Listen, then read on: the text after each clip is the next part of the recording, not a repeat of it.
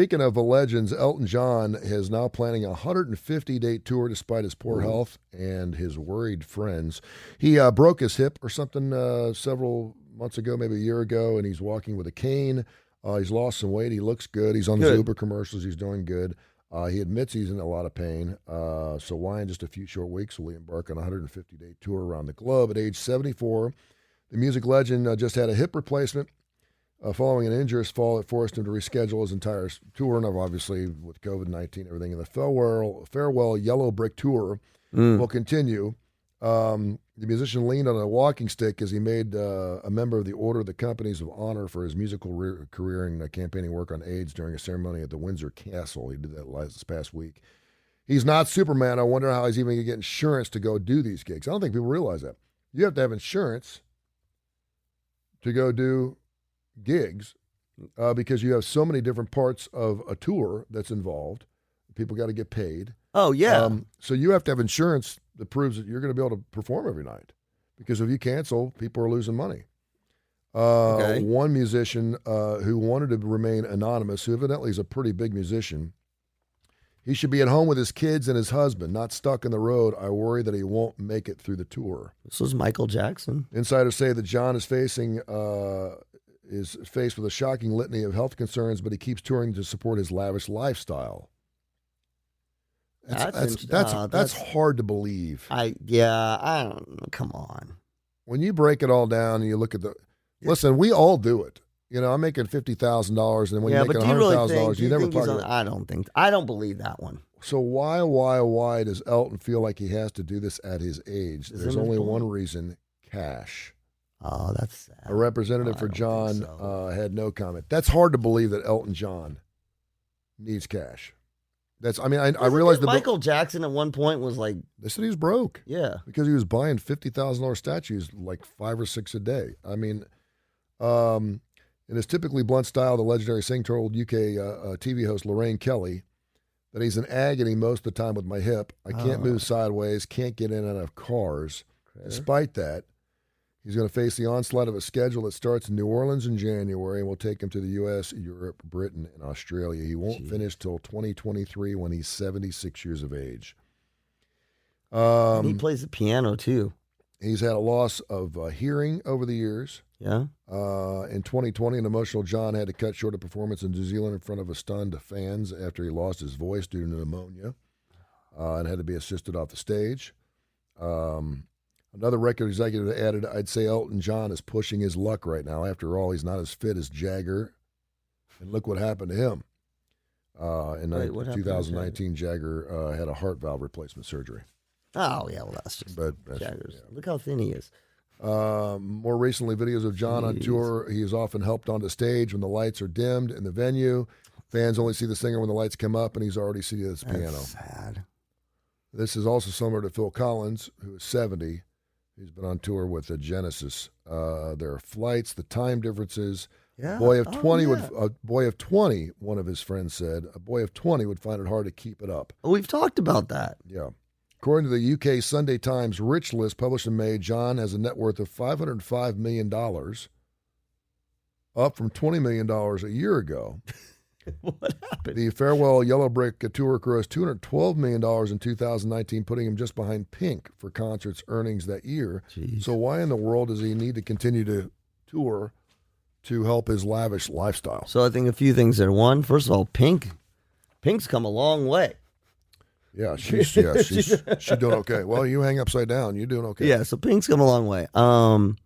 This was Michael Jackson. We knew that there were problems. I think we're at a point now, and Damon Johnson and I had this discussion when we taped our show on Wednesday, and it'll be happening later on tonight, the Damon Johnson show. It's fantastic. It's one of the best shows that I've ever heard. I've been doing radio shows. I've been listening to Rockline, King Biscuit Flour. Yeah. It's one of the best shows I've ever heard. You got to listen to it later on tony Kurre radio app. I promise you're going to absolutely love it. It's his favorite 6 guitar solos later on tonight. We talked about this one to be morbid, but over the next 10 years, there's going to be a lot of loss of life in the classic rock world. Yes. McCartney, Clapton, Richards, Jagger. I mean, you name it, Elton. It's going to be an onslaught, and they're all in their upper 60s to mid 70s, and almost. No, they're all in closer to late 70s, close to 80. Yeah. You know, and we were talking about why people continue to want to go see these shows, because Billy Joel's on tour right now. Sounds fantastic, by the way. I think we feel like this is going to be the last time we get to see them. Yeah. And so we all want to go see them play one more time. That's right. And even if the show's not very good, I remember seeing B.B. King the last year he was on tour. I think he played the Alabama Theater, and I forget how old he was. And I had seen him several times before, but every time he came back to town, Jimmy Buffett, another one of those guys where whenever Buffett comes to town, you almost feel like you got to go because he doesn't come around a whole lot. He doesn't tour. Right. This is not Poison back in the 80s where they were coming every flipping year to Oak Mountain Amphitheater. Or Def Leppard, who continues to keep doing their thing, or Night Ranger or whatever, or Kiss to an extent. So you want to see them. Like if you missed the Kiss tour this year, you're going to be able to see them again down the road. Buffett, I know. But you like B.B. King was like pathetic. He played like a 35-minute set because that's all he could do. Yeah. You knew you were going to get 35 to 40 minutes, but you were still seeing a legend, and you could say you were there, and it was great to see. And I'm glad I went, and he was still fantastic. You don't have to be all there to move your fingers on a guitar. But for Elton John. Yeah. I think the last time I saw him, he played with Billy Joel. They did a show at the BJCC together, which was an incredible that would be show. okay. I think the challenge, I mean, Elton John, he has so many songs that, there's this sort of young Elton John with all the flamboyance and the movement and the standing on the piano and all that kind of stuff.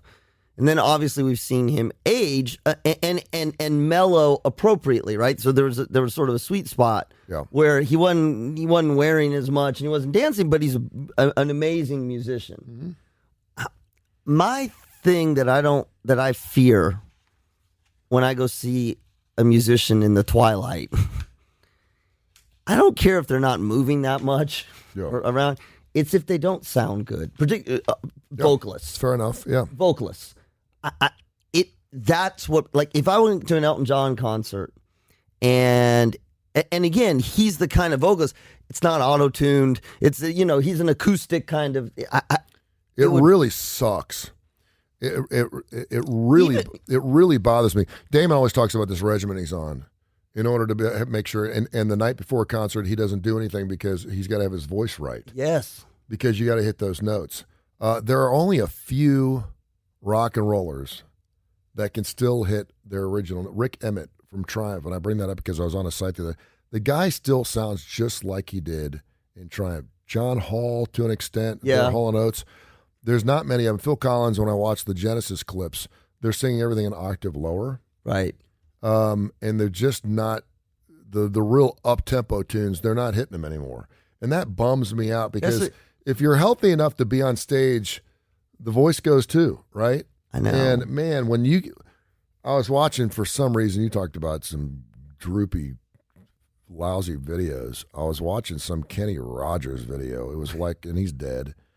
Was it the Dolly Parton? Kenny Rogers, were they selling it?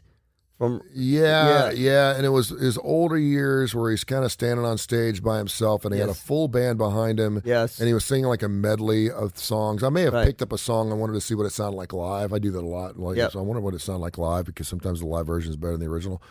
And every time he hit the high notes, he had to hold the microphone back and try to reach for it. It was uncomfortable to watch. The crowd was kind of, it was Las Vegas-y kind of, It was Branson probably. Yeah, because, man, when you're in a studio and you're singing songs, you got every shot to make it right? And then when you're on stage, you got one shot. And if you miss it, you miss it. And when you're in a lot of great songs, it's that high note that you remember the most. Yes. And when they go and you're waiting for it and it's instead of and you're like, it kind of bums you out a little bit because you're like, man, there ought to be something you could do with vocal cords to keep them fresh. They should have vocal cord surgery or something. They do. Do they? Where you can put brand new vocal cords. Oh, I don't know about transplants, but they do. I mean, a lot of was it Adele who had to have the surgery, and they could. I think it was Adele had surgery. Yeah. By the way, she's coming. No, I think Julie Andrews had vocal cord because at one point she couldn't sing at all. I went. One of my first concerts was Van Halen. Yeah. And I had listened I'd listened to all their music, obviously, before I went to the live concert. Yeah. I was young, and they started playing, and David Lee Roth is singing.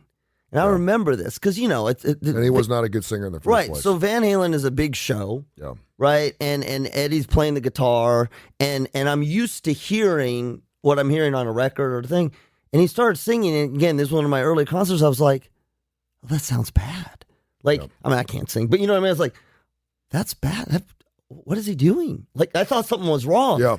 And then it kind of went, and there's definitely songs where they were harmonizing or trying to and I remember thinking, crap, this is like, and so I got, you sort of start, I'm like, no wonder he's kicking his legs, because he freaking can't sing. In contrast, and maybe this is just my memory, Def Leppard, they sounded pretty good. Yeah, they still sound pretty good. Better singer. Well, let's dumb it down. Are there songs that you used to sing in the car you can't sing anymore? Well, I can't sing. I used to be able to sing. See, I can't sing, so I never. No, I'm saying try to sing. No, try to sing. I can't sing. I can't sing either. No, I can't sing at all. But like I used to be able to sing like "Tempted" from Squeeze. Yeah. I'd sing it like if I was out and there was a band playing, and they know how to play it. I could sing it the way it was. Yeah, no, I can't. Despite the fact that I have a low voice. Me and Mrs. Jones from Billy Paul. I used to actually be able to hit those high notes, and it was on something cool or something the other day. It came on, and I couldn't reach those notes, and I was like, I was trying, and I was like, oh, now I know what it's like to be a rock and roller. You can't hit those high notes anymore. Now, for a person like in my business, it's good because my voice is getting a little lower. Now I can talk like this. Well, that would be. But I think the worst for me. Well, one of the worst was when I heard Jimmy Buffett live over the years, and he's gotten worse and worse. He wasn't a great singer, but I think what would be devastating for me, if I went to an Eagles concert and they sounded bad. If I had to pick one band, well, you're still in luck there. They're still sounding pretty good. That's what I'm saying. If I had to pick one band, the rest of it is, Don Henley's another one of those guys that can still hit. That's what I mean. He can sing Sunset Grill. I mean, that's what I mean. If Don Henley sounds, Elton John would be a good example. If Elton John sounded rough, I would break my heart, because some of those slower songs are, the songs of your life. Well, maybe that's why it's more difficult for us, because Elton John, I don't consider a rock and roller. He's a classic rock artist. Yeah. But Take Me to the Pilot, Goodbye Yellow Brick Road, all those are pretty low. Yes. But if you're talking about screechers, that's why if you go out and watch Warrant, it sucks. Because those guys that used to hit those notes or go see Klaus Meine from the Scorpions, it ain't going to be. Marshall Tucker Band, you can make it happen. Allman Brothers, absolutely. Yes. But to hear those guys that used to get after it and hit those. Sammy Hagar scares me, because Sammy is one of the greatest singers in our rock and roll generation. The guy's unbelievable. If you listen to his Van Halen records, we played Cabo Wabo this morning. Yeah. It's like, wow. Yeah. He can't hit those notes like he used to. He can come close, but he's starting to feel at the age of 72, 73 years old. So.